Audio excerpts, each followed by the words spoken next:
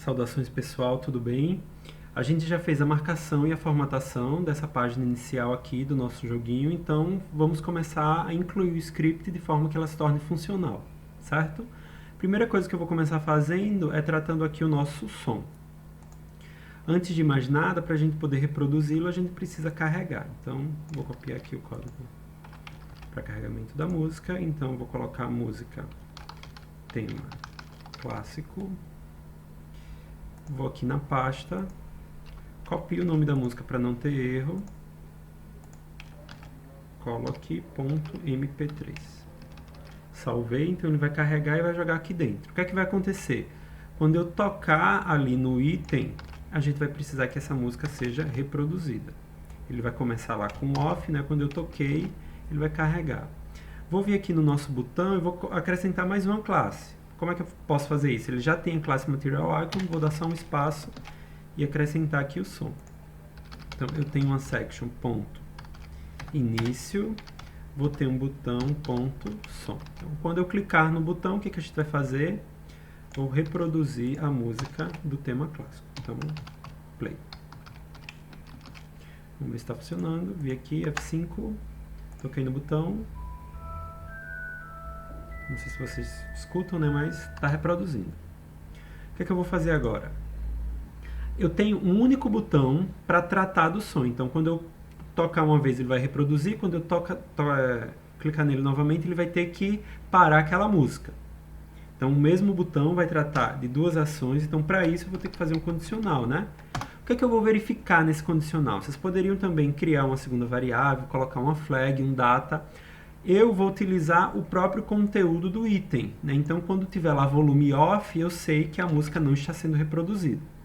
Então, vou fazer assim, ó, e vou colocar texto do botão, é uma variável. Eu vou capturar o texto daquele botão. Então, this, o item que foi clicado, que seria o nosso botão, ponto text. Então, ele pegou o item que foi clicado, capturou o texto dele. Então, se o texto do botão for igual a volume off, eu vou dar o play. Caso contrário, caso não seja volume off, então a gente vai pausar a música. Vou dar um pause aqui na música. Isso funciona a primeira vez, sim, ele vai dar o play normal. Mas depois ele não vai funcionar, por quê? Porque ele sempre vai estar como volume off. O botão não vai mudar nem nada. F5, toquei, ele vai reproduzir a música. Não houve nenhuma alteração no botão, então quando eu tocar uma segunda vez, ele sempre vai cair aqui no play. Para ele alterar o estado do botão, eu preciso mudar o conteúdo do botão. Então, eu vou chegar aqui, ó, this.text. Quando eu pausar a música, eu tenho que modificar o botão. Eu vou modificar para aqui, ó. No Material Icon tem aqui o volume up, né, que seria o íconezinho dele, como se a música estivesse sendo reproduzida. Então, quando eu pausar a música,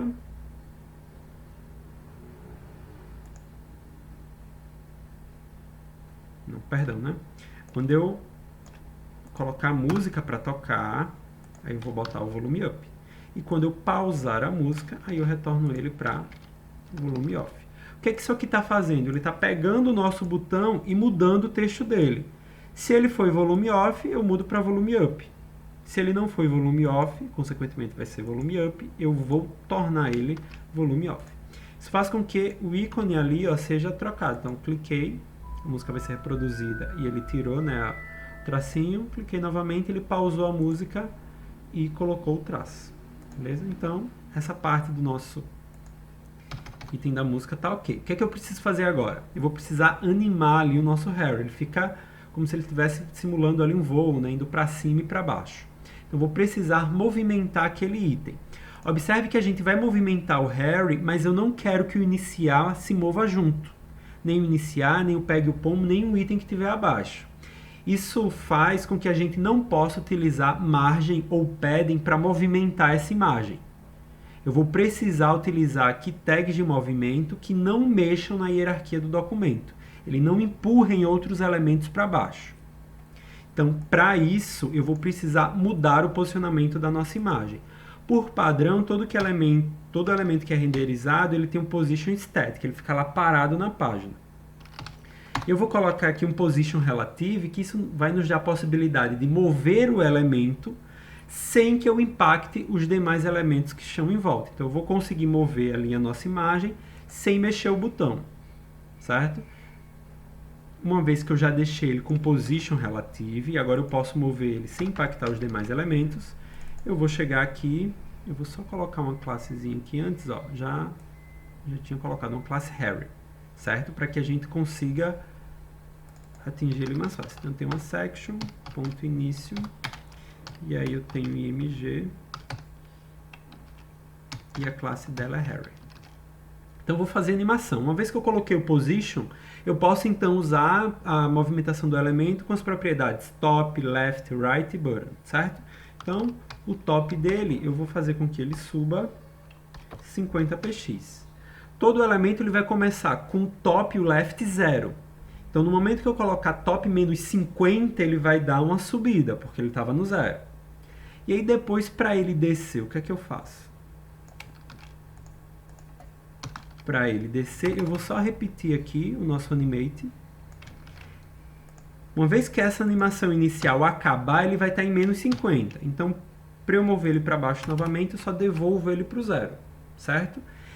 Esse 1000 que está aqui representa o tempo em milissegundos que a animação vai levar para ocorrer. Então, nesse caso, ela está levando 1000 milissegundos, ou seja, 1 segundo.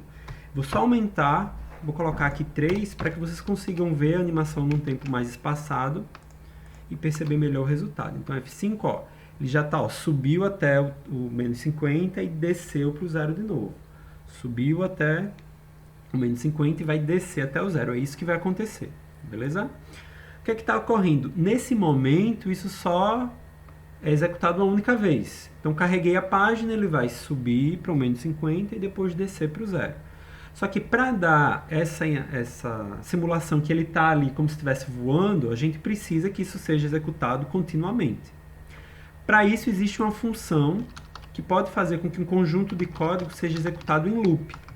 Essa função é a setInterval. Então, em determinado intervalo de tempo, ela vai executar um conjunto de código. Esse conjunto de código vai ser delimitado por uma função, e aí a gente vai ter um intervalo de tempo.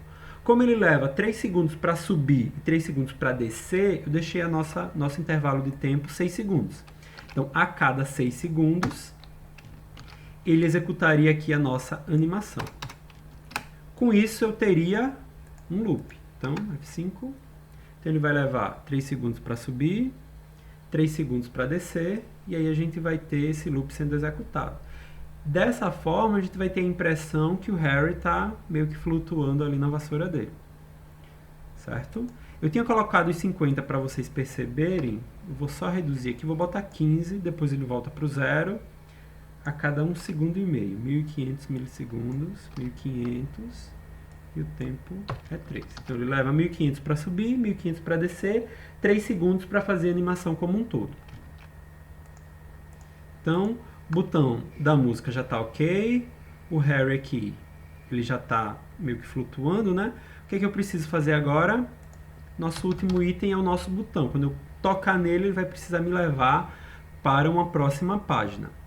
Vou colocar aqui uma classe no meu botão, vai ser btn-início. E para ele me levar para uma segunda página, eu preciso ter uma segunda página. Então, section.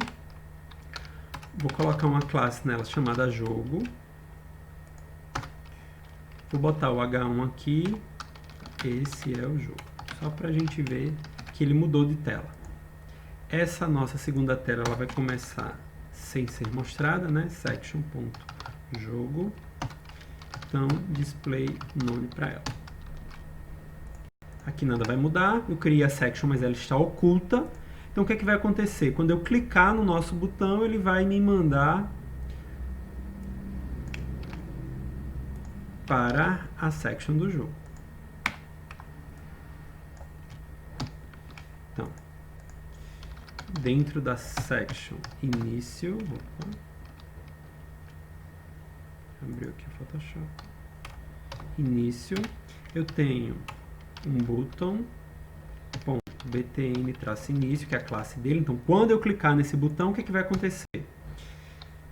eu vou pegar todas as sections que tiverem ali e vou fazer com que elas sejam escondidas, hide. E aí, depois que tudo estiver escondido, eu vou mostrar só a section do jogo. Então, ponto show. O que é que vai acontecer? Cliquei no BTN início, ele vai esconder todas as sections e deixar a amostra só do jogo, e com isso a gente vai ter a nossa transição. Então, ó, toquei aqui no iniciar, ele escondeu, ó, e apareceu aqui a nossa segunda section, esse é o jogo. Então, essas seriam as três principais funcionalidades que a gente teria que implementar nessa tela, certo? Teoricamente está funcionando. Quem quiser deixar um pouco mais organizado, pode criar uma função chamada load, para carregamento, e aí colocar tudo que precisa ser carregado no início. Então, vou carregar aqui a nossa música e vou deixar dentro da função load também a nossa animação.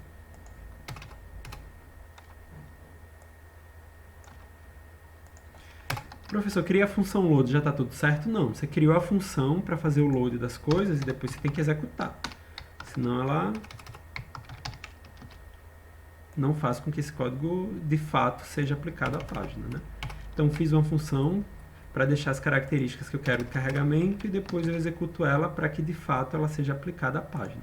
Então vou vir aqui F5, então tem o meu botão funcionando, tem o Harryzinho sendo animado. Quando eu clico em iniciar, ele me manda para a segunda página. Beleza? Então, por enquanto, seria isso.